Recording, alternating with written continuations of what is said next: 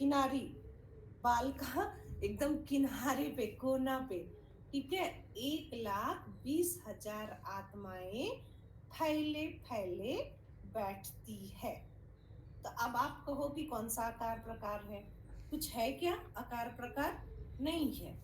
तो शास्त्रों में 80% यही लिखा गया है कि भगवत गीता में भी भगवान ने कहा है इसका कोई प्रकार नहीं है, इसका हाँ अच्छेद्य और हम अक्लेद्य और हम उसको कोई जला नहीं सकता है ना कोई बहुत सारी बातें हैं उसमें। दूसरे अध्याय में बहुत विस्तार से बताया गया है, उसका कोई आकार प्रकार नहीं होता है।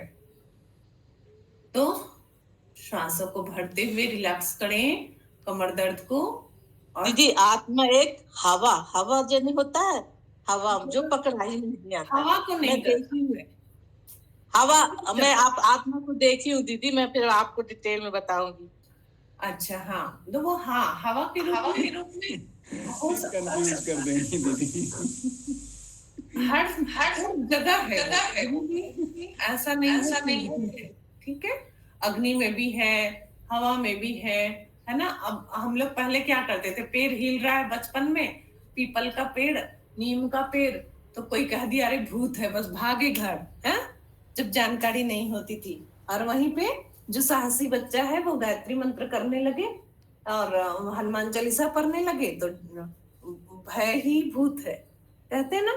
दीदी आपका केस अलग है, दीदी आप उस चर्चा को यहाँ ना करें, ठीक है। मैं आपसे पर्सनल बात कर लूंगी, वो भी सच है, आपका भी अपना जगह सच है, लेकिन उसके लिए मुझे फिर दूसरे तरफ दिमाग डिवाइड करना पड़ेगा। श्वासों को भरते हुए शरीर को उठाएं, पैर को एक एक करके उठाएं, श्वासों को छोड़ते हुए नीचे आए। जब हम मान लेते हैं कि है तो वो हो जाता है, और जब मानते हैं कुछ नहीं है तो कुछ नहीं होता है, ठीक है। तो ये है, तो आत्मा के आकार प्रकार के बारे में यमाचार्य ने नचिकेता को यही बताया कि एक बाल के नोक पे लाखों आत्माएं फैले फैले बैठी रहती हैं, यानी उसका कोई आकार प्रकार नहीं है, ठीक है। अब जब लेट के करते हैं तो भुजंगासन करें, श्वासों को भरते हुए उठें और थोड़ा रिलैक्स करें, श्वासों को रोक के थोड़ा कमर दर्द बिल्कुल ठीक करें, श्वासों को छोड़ते हुए नीचे भरे, उठे और छोड़ते हुए। 108 उपनिषद में आत्मा के ही बारे में उलट पुलट के लिखा हुआ है। जैसे हनुमान जी उलट पुलट के लंका जा रहे थे ना, तो ऐसे मैथमेटिक्स का जैसे एक मैथ को सॉल्यूशन करने के लिए कई तरीका होता है, इधर से कर लो इधर से कर लो, वैसे ही उपनिषद में 108 उपनिषद हमारे शास्त्रों में लिखे गए हैं, उसमें आत्मा के ही बारे में सिर्फ बताया गया है। बस इस फार्मूला से समझो, चाहे इस फार्मूला से समझो, चाहे इस तरह से समझो, तो वो उसमें बताया गया है। तो मैंने सिर्फ इसलिए बताया, ये चर्चा की कि आत्मा को फिर भी हमें मानना पड़ेगा। मान लीजिए एक बिंदु है, ठीक है। आत्मा एक यहाँ पे माना कि एक्स है, माना कि वाई है, करते हैं ना, तो उस पर 5 आवरण चढ़े हुए हैं। 5 आवरण, किसी को आत्मा अंदर दिख रही है क्या? अंदर बैठे है आत्मा। हम लोग में से किसी ने अंदर की अपने स्व के आत्मा को देखा क्या आंखों से? नहीं देखा। वैसे ऋषि मुनि लोग देखे जो तप कर रहे हैं, साधना कर रहे हैं, जीवन से सिर्फ उसी में लगे हुए हैं, उन्होंने देखा है। तो ये 5 आवरण इसके ऊपर चढ़े हुए हैं। वही 5 आवरण 5 कोश हैं। प्राणायाम करते रहे। प्राणायाम के बारे में किसी को कुछ पूछना हो, नए सदस्य जो जुड़े हैं, तो दोनों नाक से गहरी श्वास भरें, रोकें और हा करके निकालें। गहरी श्वास भरें, रोकें, प्राण ऊर्जा को पूरा अंदर महसूस करें और हा करके निकालें। तो सबसे आत्मा के सबसे पास वाला जो आवरण है वो है आनंदमय कोश। खजाना, आनंद, कहते ना हमेशा प्रसन्न रहो, प्रसन्न चित्त रहो, है ना। आनंद स्वरूप भगवान होते हैं, अखंडानंद होते हैं, है ना, हम लोग सब जानते हैं। तो वो सबसे पास है, मतलब हम आत्मा के निकट हैं। तो समझो कि हम हमेशा एनी सिचुएशन हम प्रसन्न रह रहे हैं, ठीक है। अब उसके ऊपर एक और आवरण कवर चढ़ाएं, तो वो है विज्ञानमय कोश का। विज्ञानमय कोश आवरण है ना। वो आवरण, वो अवस्था होती है जो हम सब में उस परमात्मा को देखते हैं, सबके अंदर। उसी में सोहम की साधना भी है। सोहम की साधना लगातार हर श्वास में, रेशम दीदी भी ध्यान कराती है हमेशा, मेरा भी रिकॉर्डिंग है। तो सोहम की साधना उसी के अंदर आता है, मतलब जो तुम हो वही हम हैं। तुम हर कण कण में हो, हर जगह हो। मेरे अंदर जैसी आत्मा है वैसे ही सामने वाले के अंदर भी है, वैसे ही सोफा में है, वैसे ही दीवालों में है, वैसे ही पशु पक्षियों में है, सब जगह। भगवान ने तो दिखा दिया, नरसिंह अवतार करके पाया में भी प्रहलाद को बचाने के लिए आ गए। हर जगह है भगवान, हर कण कण में है। तो जब ये भाव हमारे अंदर, जैसे बाबूजी उदाहरण देते थे कि कुत्ता को देखते ही हम लोग क्या करते हैं, ढेला उठाए हट हट हट करने लगते हैं। तो उसमें क्यों नहीं तुम्हें भैरव बाबा दिखते हैं? वो भैरव बाबा जो कि रोटी यदि सूखी ले जा रहे थे तो पीछे से कटोरा लेकर गए कि ले लो आप, ये भी ले लो, है ना। तो वो हर जीव के अंदर आत्मा है, परमात्मा है। रामदेव जी भगवान ले जा रहे थे घी का कटोरा। हाँ हाँ तो वही में उन्होंने भगवान के दर्शन करे फिर। हाँ हाँ, भगवान के दर्शन किए थे। तो मतलब हर के अंदर आत्मा है। ये जब हम जीने लगते हैं इस भाव में, तो समझे हम विज्ञानमय कोश में जी रहे हैं, ठीक है। हमारा विज्ञानमय कोश सद गया और उसके ऊपर हमारा है मनोमय कोश। उसके ऊपर है, आत्मा के बाहर आवरण में जा रहे हैं मनोमय कोश, यानी हमारा मन। मन से जो बना है, मन में गांठें बन जाती है ना, फलाने ने ऐसा कह दिया, अब हमने इतना अच्छा काम किया, दिन भर खटते रहो और बॉस ने ऐसा डांट दिया, बीबी ऐसा कह देती है घर आते ही, पतिदेव, मन में गांठें घूमते रहते। मन से हम पार नहीं जा सके, मन को कभी भगवान में हम नहीं लगा पाए हमेशा। तो मन को पार करने के लिए क्या है, 4 औजार बताए गए हैं, ठीक है। मनोमय कोश पे ही हम लोग करते हैं। उस दिन हम लोग उपनिषद की कक्षा में रेशम दीदी बताए थे, आप बताओगी? मैं बताई थी, आप आज बताओ, मैं समझूं कि आप कितना उसमें पारंगत हो गए। वही 5 जो आवरण है वही ना दीदी? मनोमय कोश को कैसे पार किया जाए? पहला जप, दूसरा ध्यान, तीसरा त्राटक, चौथा तन मात्रा। चारों चीज मैंने उपनिषद की कक्षा में बताए थे, 4 से 5, याद है? आप थी? जी दीदी थोड़ा बहुत याद है, आप ही बताइए ना दीदी। जब निरंतर मन ही मन काम करते हुए भी, थोड़ी देर भगवान के भी पास बैठ के भी, जो भी मंत्र आता हो, जब ध्यान भटक रहा है तो हम बोल बोल के करें। बहुत सारे मंत्र हमारे शास्त्रों में दिए गए हैं, बहुत सारे। भगवत गीता तो भरा पड़ा हुआ है, कितने सारे। भागवतम दीदी पढ़ा रही हैं, गंगा स्रोतम है, गणेश स्तोत्रम है, कितने सारे हैं। गायत्री मंत्र, महामृत्युंजय मंत्र, यज्ञ के मंत्र, बहुत सारे मंत्र हैं। जो भी मंत्र आपको आता है आप बोलते रहे, लेकिन मंत्र के साथ साथ उसके अर्थ का चिंतन करना है। हाँ भाई। दीदी भागवतम में हमको ऐसा लग रहा है कि जैसे किसी का कहानी बताया जा रहा है, कुछ आप लोगों को कैसा लग रहा है? मैं भी तो कहानी है, लेकिन उसी में दीदी सुंदर सीख दे रही है ना, सीख दे रही है, जीवन जीने की कला बता रही है।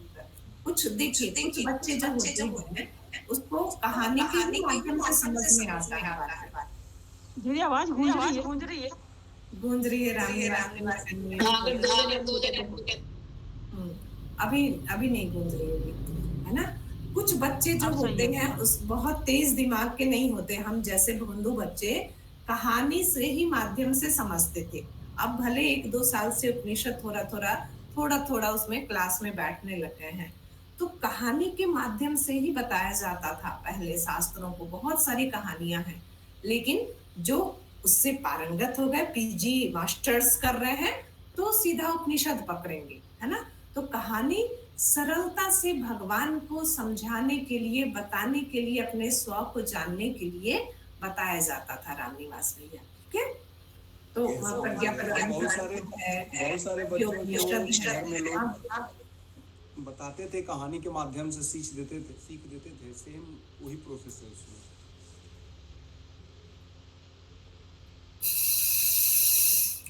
मनोमय कोश में जब हम जप करते हैं तो जप के अर्थ का चिंतन करते हुए जप करेंगे, तभी वो फायदा होगा। सिर्फ जीवा रोध चल रहा है और सिर्फ संस्कृत बोलना भी स्वास्थ्य के लिए अच्छा है, संस्कृत बोलना भी स्वास्थ्य के लिए अच्छा है। वेदों की वाणी है, देवों की वाणी है, लेकिन दीदी विज्ञानमय कोश की आप शुद्धि नहीं बताए और आनंदमय कोश की। अभी वहां उसको डिटेल्स में नहीं बताई हूं मैं, विज्ञान में कोर्स को। सोहम की साधना वो सिर्फ महसूस करने का चीज है। विज्ञान में कोर्स जो है ना दीदी, कि सिर्फ ये समझना कि सभी जगह ये जो आदमी टहलता हुआ हमें दिखता है ना, वो हमें आत्मा दिखना चाहिए कि आत्मा टहल रही है। पैर जो खड़े हैं ना, वो समझे कि वो वहां पे दिव्य प्रकाश है, दिव्य ज्योति है, वो पैर नहीं है। हमको बाहरी दीदी कभी कभी भाव आता है, कभी कभी मतलब 24 हाँ, घंटे में एक आध बार आता है ये भाव कि ये हाँ, जो व्यक्ति अपने सामने से जा रहा है, ये इसमें परमात्मा का वास है, इसमें भी ब्रह्म का वास है। जैसे कोई भी कुत्ता है, गाय है, या कोई भी व्यक्ति है, कभी चींटी भी है, चिड़िया भी है, चूहा भी है, कोई भी मतलब जीव जब सामने आता है तो उसमें बस यही भाव आता है। कभी कभी आता है, लेकिन 24 घंटे में 2-1 बार आता है कि ये ब्रह्म का वास है, इसमें भी परमात्मा विराजमान है। जिस तरीके से हमारे अंदर विराजमान है, वैसे इसमें भी है। तो हमको इसको कोई क्षति नहीं पहुंचानी, इसका संरक्षण करना है। पर कभी कभी आता है, अगर ये हमेशा ही रहे तो कितनी बड़ी बात है। ये बड़ी चीज है ना दीदी, कि कभी कभी तो आ रहा है। हम उस कक्षा में प्रवेश तो किए, हाँ कभी कभी आ रहा है। हाँ, और है ना, जैसे तो जानते ही नहीं है, बस वो स्वाध्याय करते करते संवेदनशीलता भी बढ़ रही है। स्वाध्याय करते करते 5 साल हो गई, करीबन 4-5 साल, जब से कोरोना आया था। 2020 से ही कर रही हूँ मैं स्वाध्याय। तो जब से स्वाध्याय में हुई हूँ इन्वॉल्व, तो बहुत सारी भाव विचार बदले भी हैं और थोड़ा सा मतलब नॉलेज भी आई है। जैसे आपने कठोपनिषद की बात कही, तो बार बार दोहराया जाता है कठोपनिषद, तो मतलब दिमाग में रहता है कि कठोपनिषद में क्या चीज़ है। तो ऐसे बहुत सारी चीज़ें हैं जो समझ में भी आ रही। पहले कुछ भी पता नहीं था। गुरुदेव से जुड़े भी ज़्यादा समय खैर मुझे नहीं हुआ, ज़्यादा 7-8 साल हुई हैं। पर उसके बाद भी 2020 के बाद ही दिमाग की वो खुलने लगी, जब स्वाध्याय करने लगे। तो हर संत भी यही कहता है और गुरुदेव भी कहते हैं और हर ग्रंथ कहता है कि स्वाध्याय करो, जितना हो सके स्वाध्याय करो। स्वाध्याय से ही विवेक जागृत होता है। बिना स्वाध्याय के कुछ भी कर लो नहीं आएगा। कठोपनिषद में ही है दीदी, अनुर्नियाम महताम। यमाचार्य बता रहे हैं नचिकेता को कि अनु से अनु, छोटे से छोटे चींटी में भी है आत्मा, और महताम बड़े से बड़े हाथी में भी। और दीदी एक उसमें हम अटके थे सबके सब के परमात्मा अंगुष्ठ मात्र के समान ही सबके शरीर में है। तो मैं सब में ही नहीं, सभी अटके थे हम जो स्वाध्याय। तो जो मतलब हमने कही कि अंगुष्ठ मात्र के समान अगर आत्मा है तो चींटी तो बहुत छोटी है, तो वो अंगुष्ठ मात्र में कैसे हो सकते हैं। तो फिर थोड़े दिन बाद सबने चिंतन मनन करा और आगे बढ़े, तो ये वो निकला निष्कर्ष कि अंगुष्ठ मात्र मतलब हर जीव के अंगुष्ठ मात्र के बराबर ही परमात्मा अंतरात्मा में विराजमान है, मतलब हृदय क्षेत्र में विराजमान है। ये फिर निष्कर्ष निकला, तब जाके तसल्ली आई कि हाँ अब सही है। नहीं तो कोई चीज अधूरी रहती है ना, पूरी नहीं होती ना, जब तक खलबली दिमाग में लगी रहती है यार ऐसे कैसे हो सकता है। तो जब तक वो समझ ही पूरी नहीं आती तब तक लगा रहता है। शीतल दी से दोबारा बताओ जरा, अंगुष्ठ मात्र में कैसे हो सकता है। मतलब हर जीव में जो ब्रह्म है, परमात्मा है, वो अंगुष्ठ मात्र में विराजमान है। मतलब अपना अंगूठा होता है ना, अंगूठे का ऊपर वाला हिस्सा होता है पोरुआ, मतलब अंगूठे का, उस उतनी बराबर के हृदय क्षेत्र में मतलब विराजमान होते हैं हर जीव के। तो हमने ये क्वेश्चन करा कि चींटी तो बहुत छोटी होती है, अगर हमारे अंगुष्ठ मात्र के बराबर होती है आत्मा, तो चींटी तो बहुत छोटी होती है, उसमें कैसे आएगा? तो फिर ये निष्कर्ष निकला बाद में पढ़ते पढ़ते कि हर जीव का जो अंगूठा होता है, उसके अंगूठे का अग्रभाग जो होता है, उतनी ही बड़ी आत्मा का स्वरूप होता है जो हृदय क्षेत्र में विराजमान है। तब जाके संतुष्टि हुई कि हाँ, तो चींटी का अंगूठा भी तो फिर बहुत ज्यादा ही छोटा ही होगा ना, चींटी छोटी है तो अंगूठा भी उसका बहुत ही छोटा होगा, तो उसके बराबर परमात्मा उसके शरीर में विराजमान तो है, सब में, हर जीव में। तभी तो कहिए कि जो अपने ये फिर हम आकार प्रकार में फंस रहे हैं, दोनों म्यूट कर लें। ये फिर हम आकार प्रकार में फंस रहे हैं। ये एक खिलौना के समान दिया गया कि ये खिलौना है, मतलब एक दीपक के लौ के समान हृदय क्षेत्र में जल रहा है या मस्तिष्क मध्य में, हर पल वो प्रकाश के रूप में है, दिव्य लाइट के रूप में है, आकार प्रकार नहीं है। पहले ही मैंने बता दिया कि एक बाल के नोक पे लाखों आत्माएं फैले फैले बैठी हुई है। तो अब आत्मा का आकार प्रकार में क्यों उलझ रहे हैं? हाँ दीदी, ये भी सुना अभी भी, मतलब करा ये पंचकोशी साधना में ही बताया है, अभी सुना है कि एक बाल की नोक के बराबर ही बहुत सारी हजारों विषाणु जीवाणु रहते हैं, लाखों जीवाणु रहते हैं जो अंडकोश में जाने के लिए तैयार रहते हैं, लेकिन उसमें से कोई एक ही पहुंच पाता है। कर्म के बंधन के अनुसार सभी उसमें जाते हैं। तो ये बताया गया कि आप इस तरह से ध्यान को एकाग्र कीजिए कि आपके हृदय क्षेत्र में यहाँ पर अंगुष्ठ मात्र के लौ के समान भगवान विराजमान है। जैसे बच्चे को हम ध्यान के लिए बैठाते हैं कि थोड़ी देर अस्थिर हो जा बच्चा, तो वो खिलौना दे देते हैं ना, उस तरह से ये बताया गया है। ठीक है दीदी, जैसे फोटो दे दिए, चित्र दे दिए, मूर्ति दे दिए, वैसे ही ये बता दिए कि आप एक जगह त्राटक करो, ध्यान को एकाग्र करो एक जगह पे कि वो दीपक के लौ के समान जल रहा है।